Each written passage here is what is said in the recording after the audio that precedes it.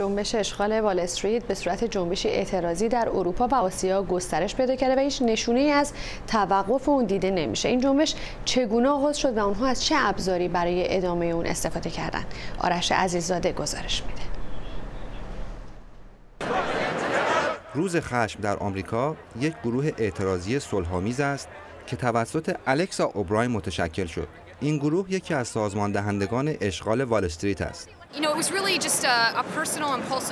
جریان کاملا یک عمل بدون فکر بود. فکر نمی‌کردم 1000 نفر ظرف یک هفته پشتیبان پیدا کنه. در اون موقع فقط فکر می‌کردم باید فضایی برای بازتاب صدای اعتراض آمریکایی‌ها وجود داشته باشه. جنبش اشغال وال استریت در پیوند با دیگر شبکه‌های اجتماعی قوت گرفت. جنبشی که در خیابان‌های قدرتمندترین بانکداران وال استریت آغاز شد و به بیش از 100 شهر جهان در آمریکا، اروپا و آسیا گسترش یافت.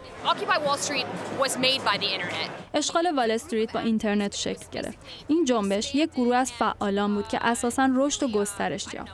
انگار هورمون افزایش فشار خون به اون تزریق شد. دلیل اون که این همه صدای متفاوت در اون وجود داره اینه که این جنبش تجلی فیزیکی شبکه اینترنته که یک فضای مدنی است.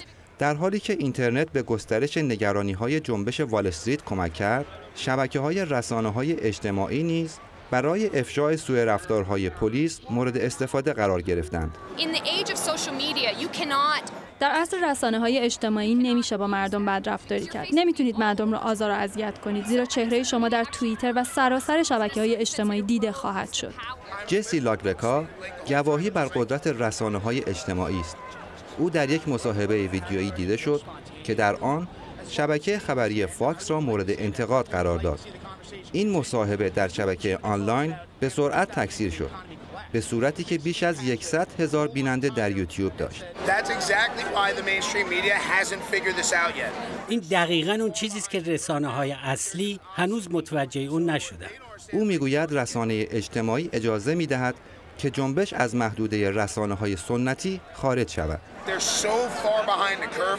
رسانه‌های سنتی از رسانه‌های اجتماعی عقب افتادند. منسوخ شدن.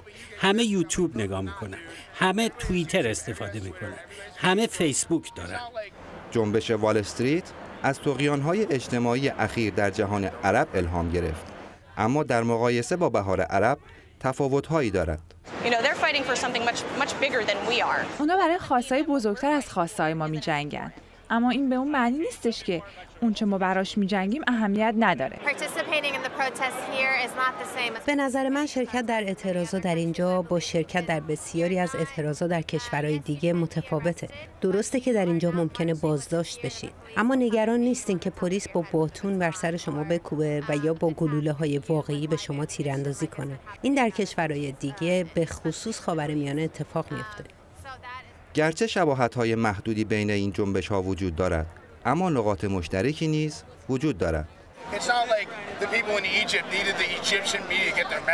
اینطور نیست که مردم مصر نیازی به رسانه‌های اصلی اون کشور داشتن که پیامشون رو منعکس کنند. اونا خودشون این کارو می‌کردن. ما هم تقریبا از همان الگو پیروی می‌کنیم. جنبش وال استریت از روش‌های ابتدایی‌تر نیز استفاده کرد.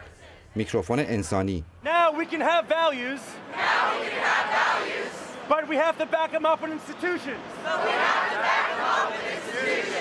وقتی یک نفر سخنرانی می‌کند، جمعیت سخنان او را تکرار می‌کنند تا همه حرف‌های او را بشنوند. این روش بازتاب فیزیکی یک شبکه اجتماعی است. به رغم گسترش جنبش وال استریت، اهداف این جنبش روشن نیست و شرکت کنندگان در آن عمدن کسی را به عنوان رهبر خود معرفی نکردند.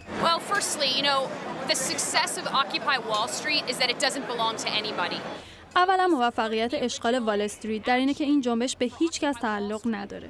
به نظر من هرچی جنبش وال استریت متنوع‌تر باشه بهتره، زیرا کمتر کسی ادعای مالکیت اون را خواهد داشت و کمتر از مرکزیت برخوردار خواهد بود. با گسترش جنبش وال استریت در سطح جهان، پیام نارضایتی مردم از وضعیت موجود شنیده می شود. پیامی که نمی توان به آن بی توجه بود. گزارش آرش عزیززاده، صدای آمریکا، نیویورک.